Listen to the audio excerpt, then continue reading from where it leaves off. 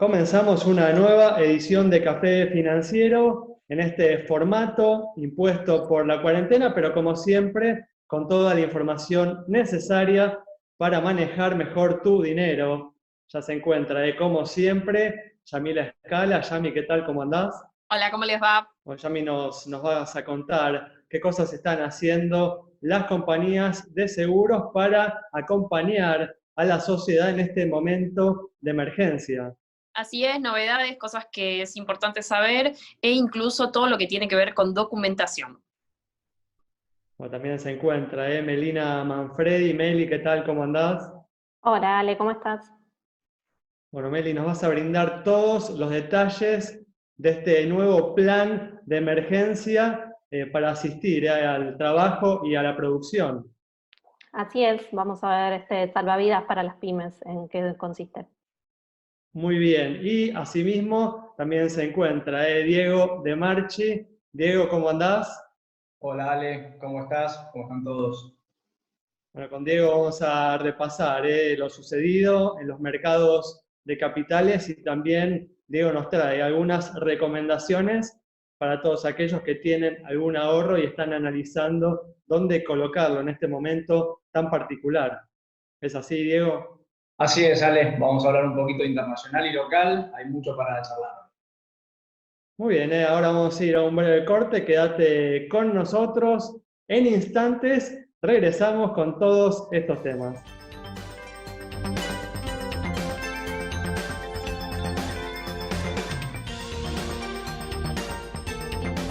Muy bien, arrancamos el programa de hoy con información sobre este nuevo plan que lanzó el gobierno nacional para ayudar a las empresas más afectadas por la cuarentena a pagar los salarios de sus trabajadores. Meli.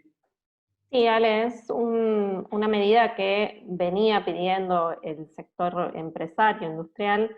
Básicamente le ofrece a las pequeñas y medianas empresas, sobre todo a las pequeñas, porque está destinado a empresas de hasta 100 trabajadores, en la mayoría de los casos, el pago de parte de los salarios. Por ejemplo, según la cantidad de empleados que tenga la empresa, el Estado se hace cargo.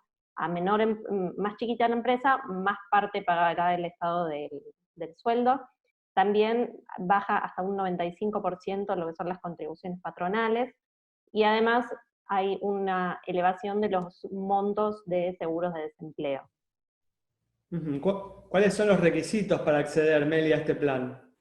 Bueno, fundamentalmente tienen que pertenecer a zonas geográficas y actividades afectadas por la cuarentena, tienen que tener varios empleados en situación de aislamiento o contagiados por coronavirus. Además, se tienen que demostrar que desde el 20 de marzo, que es cuando empezó formalmente el aislamiento total, han bajado las ventas, los ingresos de la compañía, y también tienen que, a cambio de recibir estos beneficios, la obligación de no despedir sin causa hasta el 30 de abril, y además, si despidieron a algún trabajador sin causa desde el 29 de febrero, van a tener que reincorporarlo. ¿Y hay alguna exclusión, Meli? Bueno, por supuesto, los que quedan excluidos, y tiene sentido, es todo lo que es las actividades declaradas esenciales. Salud, medios de comunicación, empresas que se dediquen a proveer insumos de salud también. ¿Por qué? Básicamente porque están abiertas, siguen funcionando y siguen facturando, algunas incluso mucho más que antes. Exacto. Bueno, medidas necesarias que viene tomando el gobierno, pero como venimos comentando, cómo se van a financiar mayormente con emisión monetaria, pueden terminar metiendo presión sobre el dólar, sobre la inflación, y de hecho, tras desinflarse al inicio de la cuarentena, la cotización del dólar recobró impulso en el mercado bursátil. ¿Es así, Diego? Sí, es así, Ale, como bien decís. Tuvimos una brecha que se fue ampliando hasta llegar en torno a 30% de origen en el año, y después, agregado el tema del coronavirus y la cuarentena, con todo lo que era pago de salarios, vimos una caída muy fuerte de los dólares de la bolsa, principalmente a fin del mes de marzo, y ahora nuevamente han tomado ímpetu al alza. de a poquito estos primeros días de abril, que por lo que venimos viendo que se va dando la tendencia. Tal cual. Bueno, y otro precio, ya yendo, ¿no?, a lo que es el mercado internacional, que se recuperó en estos últimos días, en este caso, desde los niveles subterráneos, ¿no?, en los que se encontraba, es el precio del petróleo, Diego.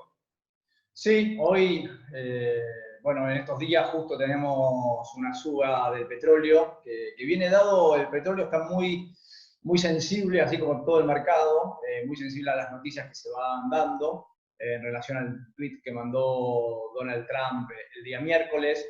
Eso disparó un alza importante en el petróleo, como bien dijiste, que viene de los subsuelos, llegó a tocar la zona de $20, y está todo básicamente atado a lo que es la geopolítica y las noticias que van sucediendo, ¿no? Con lo cual, cualquier noticia que va saliendo impacta tanto al alza como a la baja.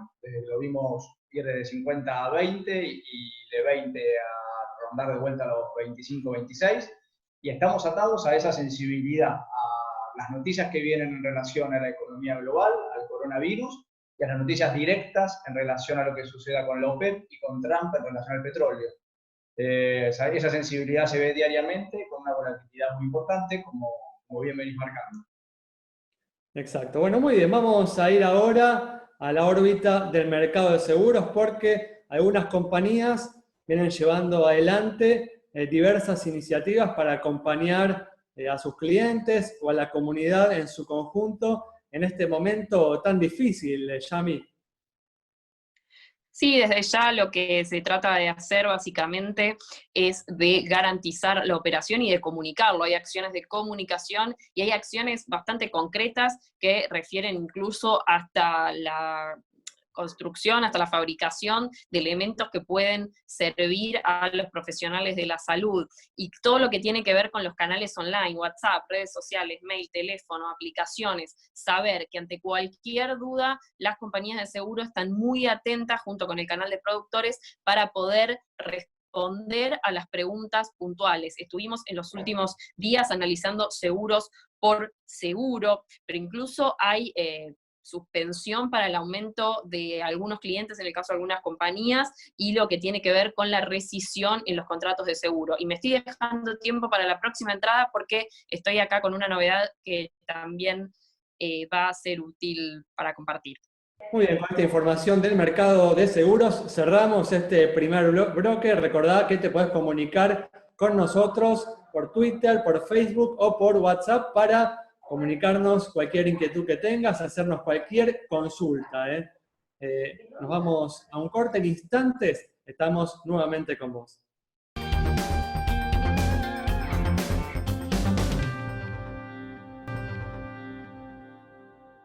Muy bien, arrancamos este segundo bloque con una buena noticia para los usuarios de tarjetas de crédito, que en estos días estaban viendo cómo se las arreglaban para hacer frente a los vencimientos de los plásticos. Estaban cada vez más cerca, Meli.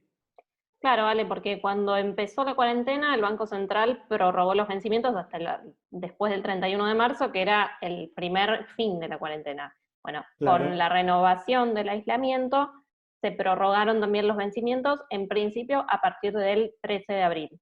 Datos importantes. Para el que tiene débito automático, si el banco ya hizo el débito automático, pueden pedirle a la entidad que les devuelva el dinero. Y además, quienes a partir del 13 de abril hagan el pago mínimo con tarjeta, la tasa que van a estar abonando es 49%, porque el Banco Central bajó la tasa máxima que estaba en 55%. Así que dos datos interesantes para los que se estén financiando con plásticos por estos días. Exactamente, dos buenas noticias para ellos. Y también hubo una noticia para aquellas personas que tenían pensado traer una parte de su dinero del exterior para reducir, ¿no?, el pago del impuesto a los bienes personales, Meli. Claro, misma situación. Había tiempo hasta el 31 de marzo para repatriar el 5% de los capitales en el exterior. Bueno, ahora se extendió ese plazo hasta el 30 de abril y además la AFIP extendió hasta el 6 de mayo la presentación, digamos, para hacer el pago de adelanto de bienes personales. Seguimos ahora con información para todas aquellas personas que tienen algún ahorro y que están evaluando dónde colocarlos en este momento tan particular, atravesado, ¿no?, por esta pandemia, por la cuarentena.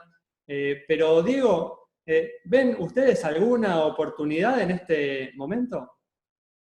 Bueno, Ale, no es un momento de hablar de oportunidades, porque la volatilidad es diaria a nivel global y a nivel local, por supuesto. A nivel local tenés la triple, ¿no? Tenés la enfermedad, tenés el tema del petróleo, o sea, el coronavirus, más petróleo, más la negociación de la deuda.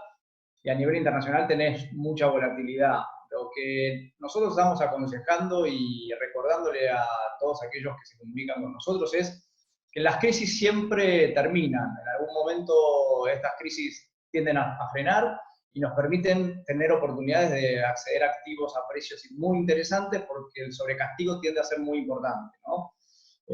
Por eso en ciertas carteras del exterior empezamos a agregar acciones incluso de empresas petroleras, como puede ser Shell o Exxon, que se han quedado con dividendos muy altos en relación al precio de la acción hoy, ¿no? Estamos hablando de acciones que han caído entre un 50 y un 60% su valor.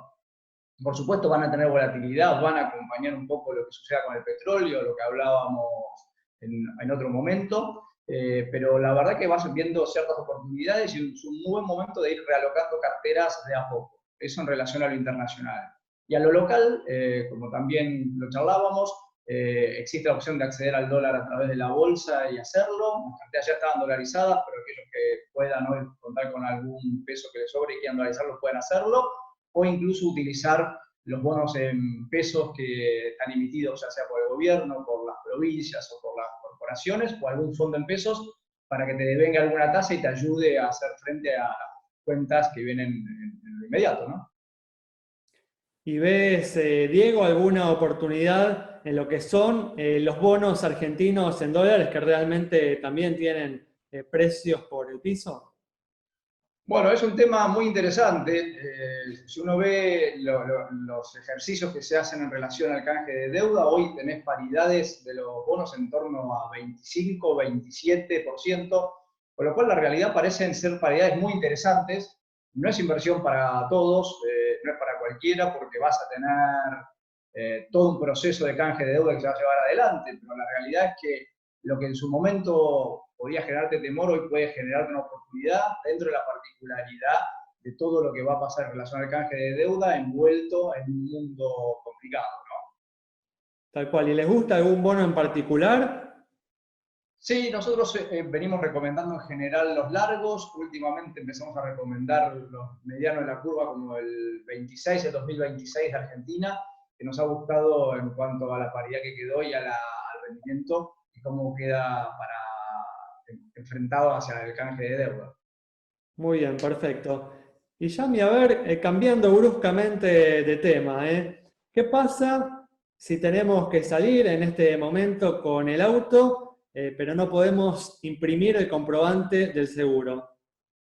Sí, cambiando de tema y en realidad todos hablando de lo mismo. Recuerden la posibilidad de tener la póliza, ¿sí?, en su celular de la aplicación Mi Argentina, con los múltiples documentos que les permite conservar en su dispositivo móvil, y atención a la disposición de la Agencia Nacional de Seguridad Vial para extender la validez de las licencias de conducir vencidas, lo que refiere a BTV, y atención al público. Y como siempre también, remarcando lo que hiciste antes, Ale, de nuestros canales para que lo que necesiten nos consulten y poder ayudarlos.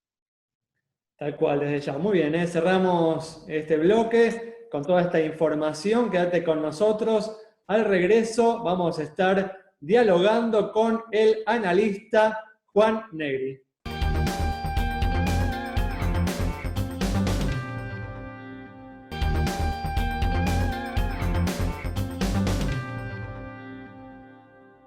Bueno, estamos iniciando este último bloque, ya estamos con la presencia del analista político Juan Negri para analizar la situación política y económica de la Argentina. Juan, ¿qué tal? ¿Cómo andás? ¿Qué tal? Buenas tardes. Un gusto. Bueno, gracias por estar con nosotros. Y estamos comenzando la tercera semana de esta cuarentena histórica que estableció el gobierno nacional para hacer frente a la pandemia de coronavirus. una cuarentena, Juan, que parece contar con un apoyo bastante extendido en la población a pesar del daño que causa a la actividad económica. ¿Es así? ¿Estoy en lo correcto? Sí, efectivamente. Los números que andan circulando hablan de una popularidad del presidente de alrededor del 60, entre el 60 y el 70%. Parece ser como una especie de luna de miel un poco tardía que tuvo el presidente, que no gozó de esos números al comienzo de su gestión, que en general suelen ser el momento de mayor popularidad de un presidente. Y yo creo que tiene que ver con un liderazgo, para empezar, muy decidido por parte de Alberto Fernández, que contrastó con los liderazgos de países como Brasil o México, y que después, multipartidario, si recordemos que la conferencia de prensa del jueves 19 es con Gerardo Morales, con Horacio Rodríguez Larreta, entre otros. Así que yo creo que esta actitud de compromiso multipartidaria decidida le granjeó el apoyo de la población, además lo consideran necesario, ¿no? O sea, no nos olvidemos de que en el momento en que Alberto Fernández lanza la cuarentena, Argentina tenía solamente 2 muertos, pero los argentinos estábamos viendo lo que estaba pasando en Italia y en España, ¿no? Entonces eso creo que generó como una sensación de que era lo correcto que había que hacer. Algunos, a partir de esto que estás señalando, ya están hablando del fin de la grieta. ¿Te parece apresurado señalar eso? Me parece un poco apresurado.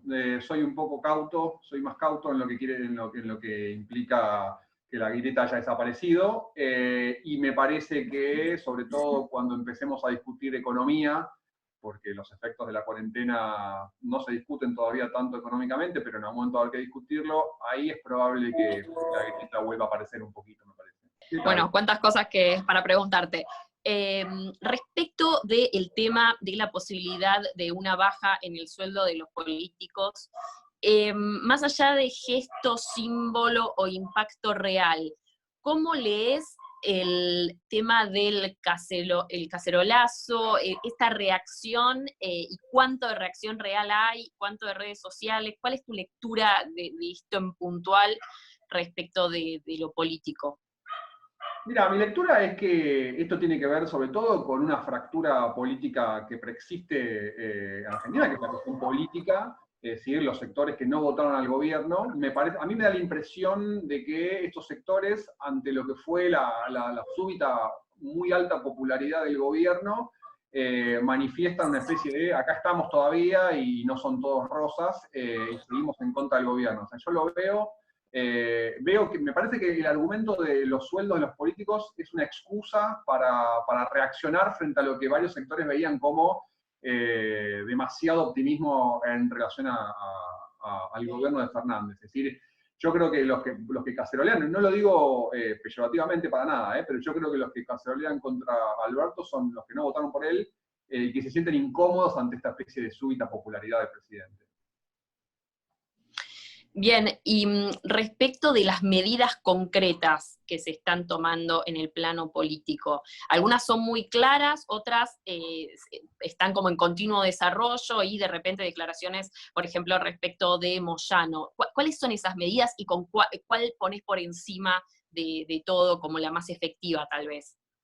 Bueno, no, desde ya que yo no soy sanitarista ni infectólogo, pero desde ya me parece que los efectos de la cuarentena, o sea, la cuarentena es la medida fundamental acá, ¿no? Y la cuarentena ha funcionado, es decir, se retrasó el pico y los expertos señalan que el pico de casos que en su momento en Argentina iba a ocurrir hacia abril, ahora se pospuso hacia mayo. Ahora, después me parece que hay cierto desorden en el gobierno, que es lógico frente a una situación en la que es bastante novedosa, que es inédita en nuestro país de esta situación.